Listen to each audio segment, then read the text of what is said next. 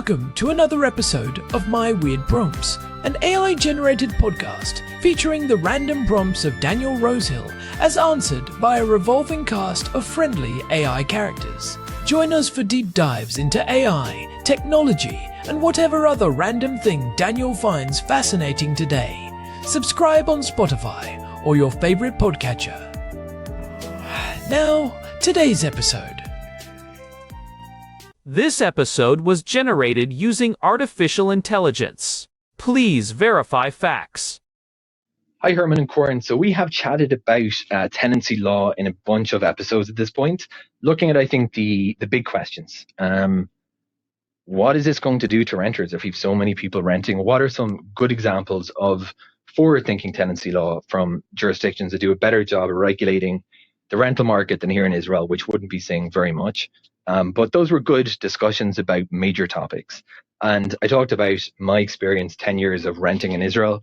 And it feels like it's been bookended now if we ever get to the end of the book and own by two really bitter incidents.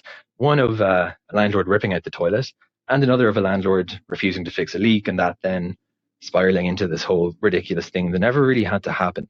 Remediating mold and water intrusion damage is a lot of work, especially when it's not your property that you're fixing.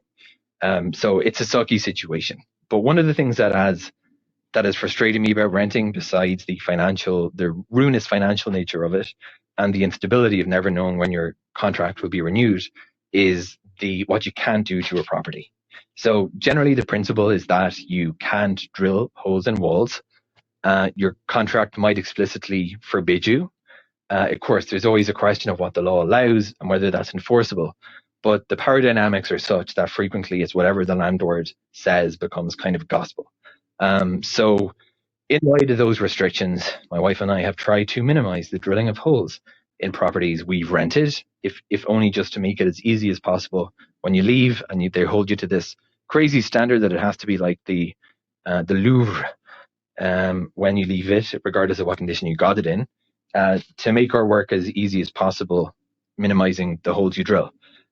And my workarounds, so as a home networking and tech enthusiast, means running a lot of flat Ethernet cable around the place under doors because I can't drill through walls to get it across that way, and just a lot of adhesive tape, double-sided tape, right? So this I discovered. I asked ChatGPT, as one does. A few months ago, I said, this is driving me crazy. I'm using tape to just have some basic level. If I want to put, a speaker on the wall somewhere next to my bed, I can't do it on the property I'm renting. I can't drill anything. All I can do is tape, but it keeps falling off over and over again. And this was a bunch of things. So I asked ChatGPT, what is the strongest adhesive tape that mankind has made? And you guys know about my I love industrial gear. It said VHB, very high bond strength tape, made by 3M. And thereupon began my journey with VHB tape. So I ordered a bit of it, test run, and oh my gosh, this stuff is amazing.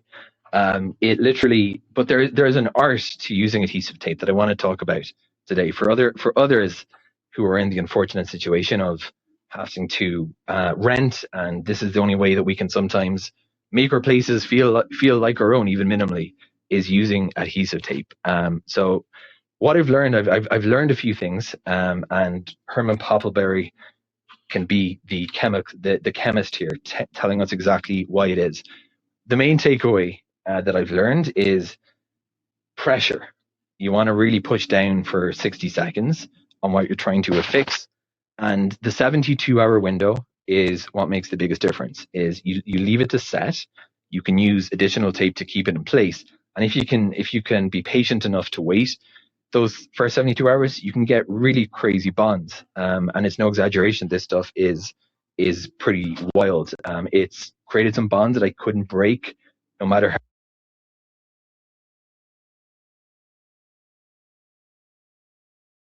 One specific aspect I'd like to know is whether heat can help. If you were to run a hairdryer or a heat gun to just warm up the tape a little bit, as well as treating the surfaces.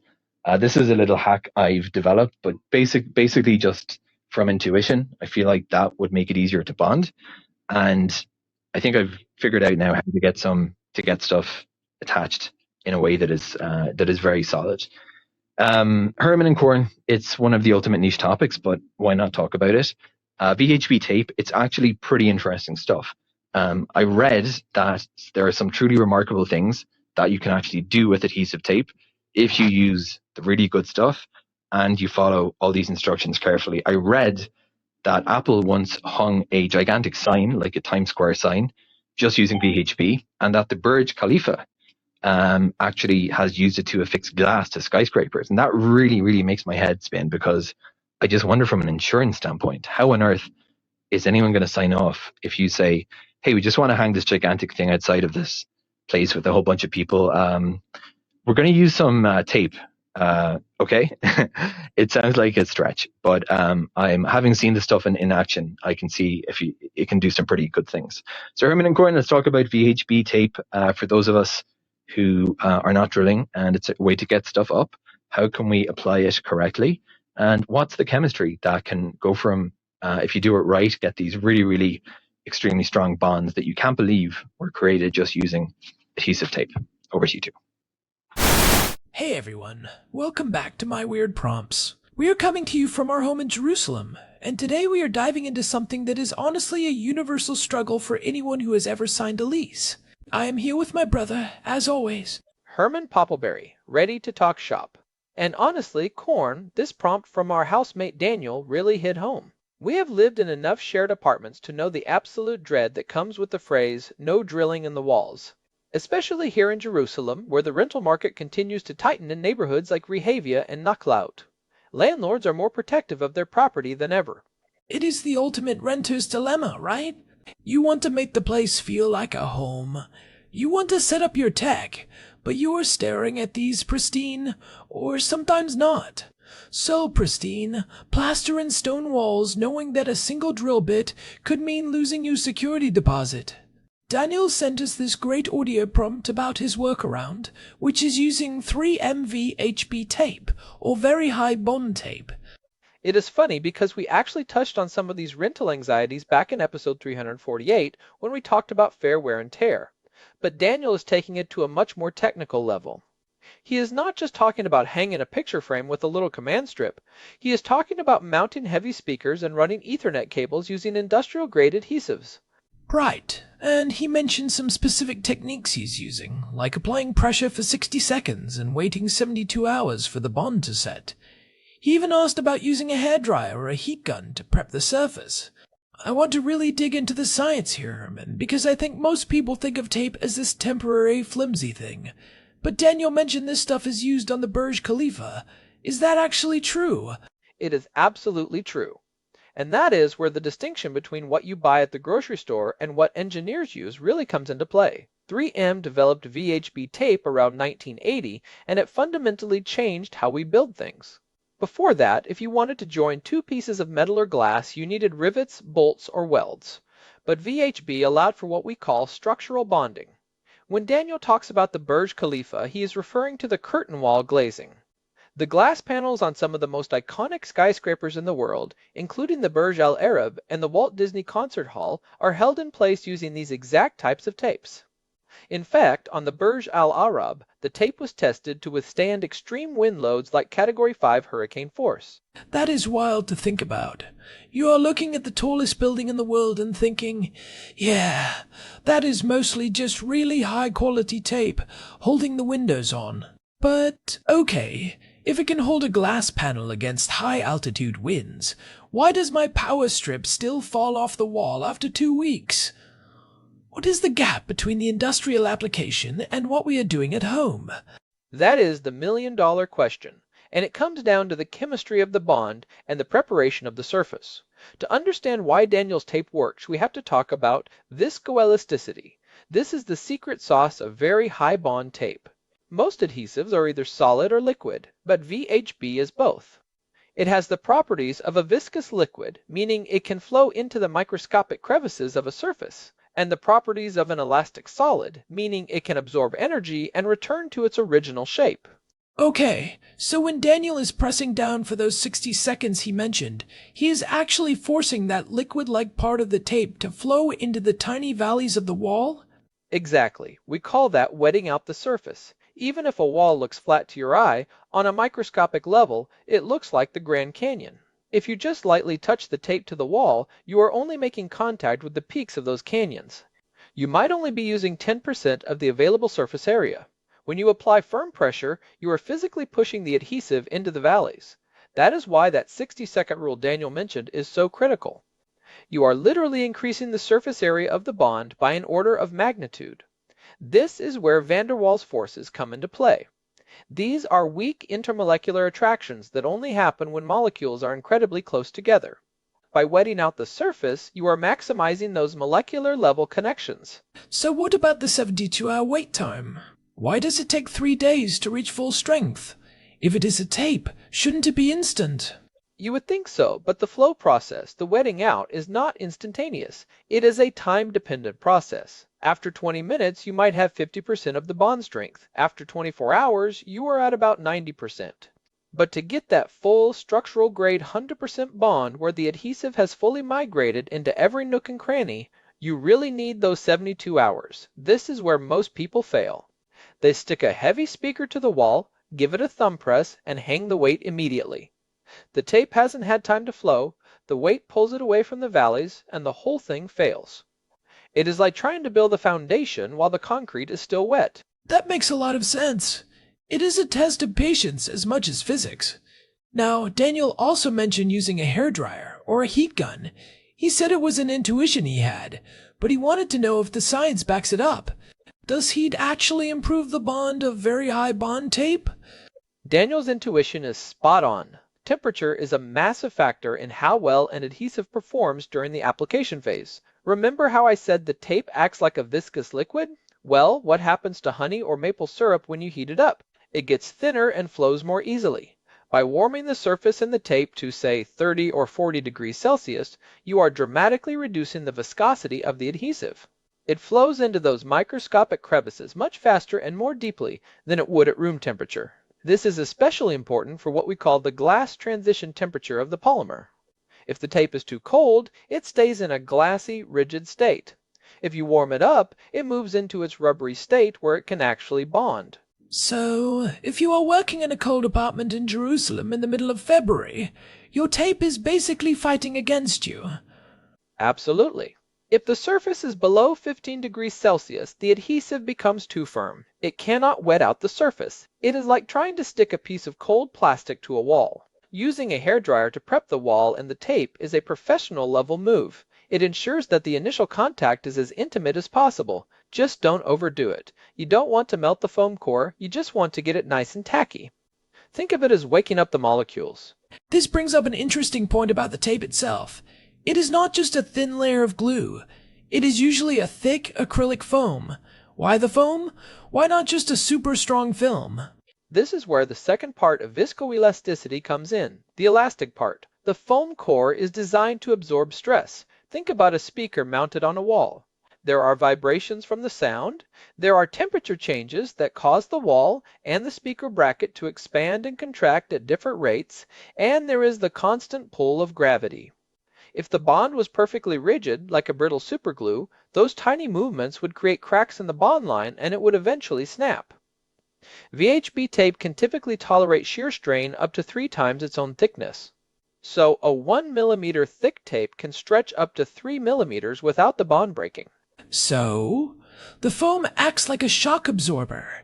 Exactly. It distributes the stress along the entire length of the tape rather than concentrating it at one point.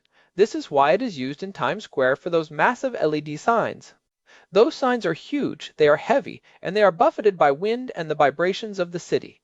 The VHB tape allows the sign to move slightly relative to the frame without the bond breaking. It is the same reason it works for Daniel's Ethernet cables. If someone trips over the cable, the foam stretches and absorbs that sudden yank, whereas a rigid plastic clip might just pop right out of the plaster. I love the idea that the very thing that makes it feel squishy is what makes it strong.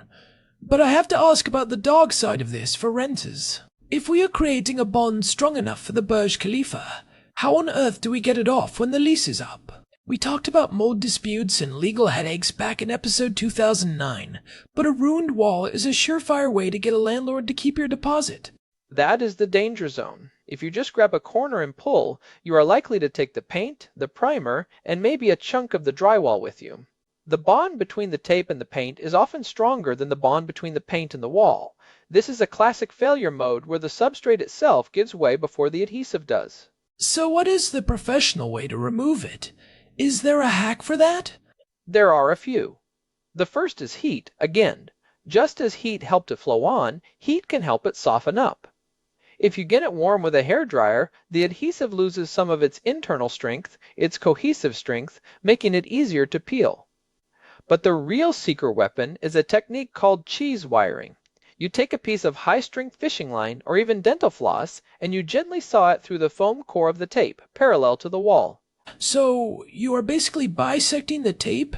Right. You leave a thin layer of foam on the wall and a thin layer on your speaker bracket. Once the heavy object is gone, you can deal with the remaining residue much more easily. You can use your thumb to roll the remaining adhesive into a ball, or use a citrus-based solvent like D-limonene to dissolve the last bits without harming the paint. 3M actually makes a dedicated citrus-based adhesive remover that is safe for most painted surfaces. It is a bit of a process, but it is the only way to guarantee you won't be patching and painting the day you move out. That is such a crucial tip. I think a lot of people overlook the removal part until they are 3 hours away from handing over the keys. Now, I want to go back to the chemistry for a second. Most tapes use what we call pressure-sensitive adhesives. But VHB is specifically an acrylic. Is there something special about acrylic versus the rubber-based adhesives you find in cheaper tapes? Acrylics are the gold standard for longevity and environmental resistance. Rubber-based adhesives, like what you find in standard duct tape or cheap double-sided tape, are great for quick sticks, but they degrade. They oxidize over time, they get brittle when it is cold, and they turn into a gooey mess when it is hot. If you leave duct tape on a window for a summer, it is basically fused there in the worst way possible. I have seen that. It turns into that yellow, crusty residue that nothing can remove. Exactly. Acrylics, on the other hand, are incredibly stable. They are resistant to ultraviolet light, moisture, and most chemicals. This is why you can use them on the exterior of a building for 20 years and the bond will be just as strong as day one. For Daniel's speakers, that is important. He doesn't want to wake up in 3 years to the sound of a speaker crashing onto the floor because the adhesive finally gave up the ghost. Acrylic molecules are cross-linked, meaning they form a three-dimensional network that is much harder to break down than the linear chains you find in rubber adhesives. It is interesting because we are talking about this as a rental hack, but it is really a shift in how we think about fasteners. In my mind, a screw is always better. It is mechanical, it is deep in the wall. But you're suggesting that in some cases the tape might actually be superior. In terms of stress distribution, absolutely. Think about it this way. A screw holds at exactly 1 point. All the weight of that speaker is concentrated on a few millimeters of steel and the surrounding wall material. If the wall is crumbly, that screw can pull out. But if you use a strip of VHB tape that is 10 centimeters long, you are distributing that weight over a much larger area. There is no single point of failure. Engineers call this reducing stress concentrators. It is why modern airplanes are increasingly held together with adhesives rather than millions of rivets. It makes the structure lighter and more durable because you aren't drilling millions of holes that can turn into cracks. That is a fascinating second-order effect. By trying to avoid holes to please a landlord, we might actually be using a more sophisticated engineering solution than the traditional one. But what about surface energy? I have heard you mention this before when we were talking about why some plastics are so hard to glue. Does that apply to Daniel's apartment walls? Oh, surface energy is the silent killer of adhesive bonds. Think of surface energy like the magnetic pull of a surface for a liquid. A high surface energy material like bare metal or glass wants to be covered in liquid. When you put a drop of water on it, the water spreads out flat. That is great for tape. It means the adhesive will easily wet out the surface. And low surface energy would be like a Teflon pan. Exactly. Water beads up on Teflon because the surface has very low energy. It doesn't want to bond with anything. Now, most apartment walls are painted with latex or acrylic paint, which generally have medium to high surface energy, so they are pretty good for tape. But, and this is a big but, if the wall is dirty, oily, or has some kind of easy clean silicone-based coating, the surface energy drops through the floor. The tape might feel sticky to your finger, but it won't actually bond to the wall. This is why some modern scuff-resistant paints are actually a nightmare for adhesives. So Daniel's prep work should probably include more than just a hairdryer. He should probably be cleaning those walls with something, right? Absolutely. The standard professional recommendation is a 50-50 mix of isopropyl alcohol and water. You wipe the area down, let it dry completely, and then apply the tape. You want to remove any oils from fingers, any dust, or any residue from cleaning products. If you skip this step, you are basically bonding the tape to a layer of dust instead of the wall, and that is why things fall off. In industrial settings, they sometimes use a primer like 3M Tape Primer 94 for low surface energy materials, but for a renter, a good alcohol scrub is usually enough. It is funny how much of this comes down to the things we can't see. The microscopic valleys, the surface energy, the molecular flow. It makes me wonder about the future of this technology. If we can hang glass on skyscrapers, are we eventually going to reach a point where we don't use nails or screws for anything in residential construction? We are already moving that way. If you look at high-end furniture, or even some modern cabinetry, you see fewer and fewer visible fasteners. Adhesives allow for much cleaner lines and more interesting combinations of materials. Imagine a world where you can just move a wall in your house because it is held in place by a high-tech, reversible adhesive bond rather than being framed into the floor. We are seeing more use of purchase groups in the Israeli residential market lately, where buyers are looking for more planning flexibility. Adhesives could be a big part of that modular future. That would definitely make the Jerusalem rental market a lot more interesting. Imagine being able to reconfigure your apartment layout without losing your deposit. But there is a psychological hurdle there, isn't there? We trust a piece of metal that we can see. It is hard to trust an invisible chemical bond. It is, but that is where the data comes in. 3M has done tests where they bond two pieces of metal with VHB and then try to pull them apart. Often, the metal itself will tear or deform before the bond breaks. When you see that kind of performance, your perspective starts to shift. You realize that stuck can be just as permanent as bolted. For Daniel, it means his speakers are actually safer on the wall with tape than they might be with a poorly installed drywall anchor. So, for the regular listener who is inspired by Daniel's success and wants to try this at home, let's summarize the perfect bond checklist. Because if they are going to do this, I want them to do it right. Number 1. Clean the surface. 50-50 isopropyl alcohol and water. Do not use a window cleaner or a multi-purpose spray. Those often leave behind oils or scents that ruin the bond. Number 2. Check the temperature. If the wall is cold, use a hairdryer to warm it up to at least 21 degrees Celsius. Number 3. Apply the tape to the object first, then the object to the wall. Number 4. Pressure. This is the one everyone skips. You need to apply significant pressure across the entire surface of the tape. 3M recommends at least 15 pounds of pressure per square inch. For most people, that means leaning into it with your body weight for a full 60 seconds. And then the hardest part, the waiting. Yes. Number 5, the 72-hour rule. If you can, find a way to support the weight of the object with something else for those 3 days. Use some painter's tape to hold it in place or prop it up with a box. Give those acrylic molecules time to flow into the wall. If you do those 5 things, that speaker isn't going anywhere.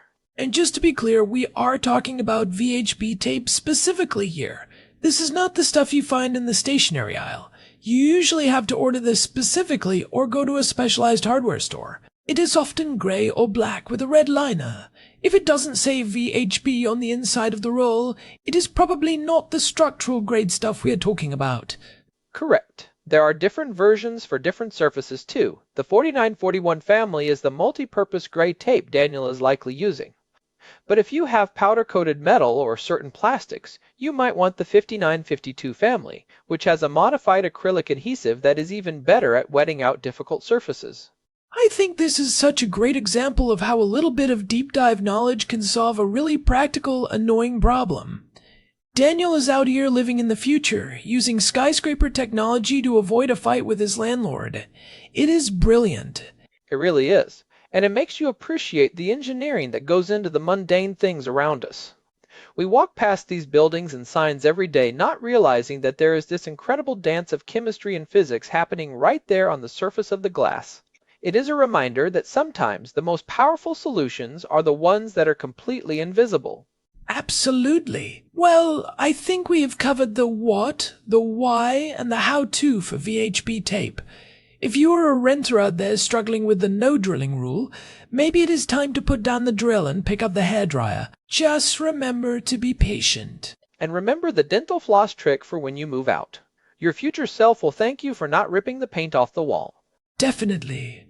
We want to thank Daniel for sending in that prompt. It is always fun when we get to nerd out on the material science of everyday life. If you have a weird workaround or a technical question that has been on your mind, we want to hear from you. You can head over to myweirdprompts.com and use the contact form there. Or just send us an audio clip like Daniel did. We love hearing your voices and your perspectives. It really adds a different layer to the show. For sure. And hey, we have been doing this for nearly 400 episodes now, which is kind of wild to think about. If you have been enjoying the journey with us, please take a second to leave a review on Spotify or whatever podcast app you use. It genuinely helps the show grow and helps other curious people find us. Yeah, those reviews are like the VHB tape of the podcast world. They create a strong bond between us and new listeners. I see what you did there. Very nice. All right. I think that is a wrap for today. You can find all our past episodes, including the ones we mentioned today about rental laws and tech, at myweirdprompts.com. We have a full RSS feed there for you as well. Thanks for listening, everyone. This has been My Weird Props. Stay curious, and we will talk to you in the next one. Bye! This episode was generated using Gemini Flash 3. Text-to-speech engine was Chatterbox Turbo. Thanks for listening to another episode of My Weird Prompts, an AI-generated podcast featuring Daniel Rosehill's AI prompts, as answered by a revolving cast of friendly AI characters including me, Cornelius the Sloth. Subscribe on Spotify or visit myweirdprompts.com.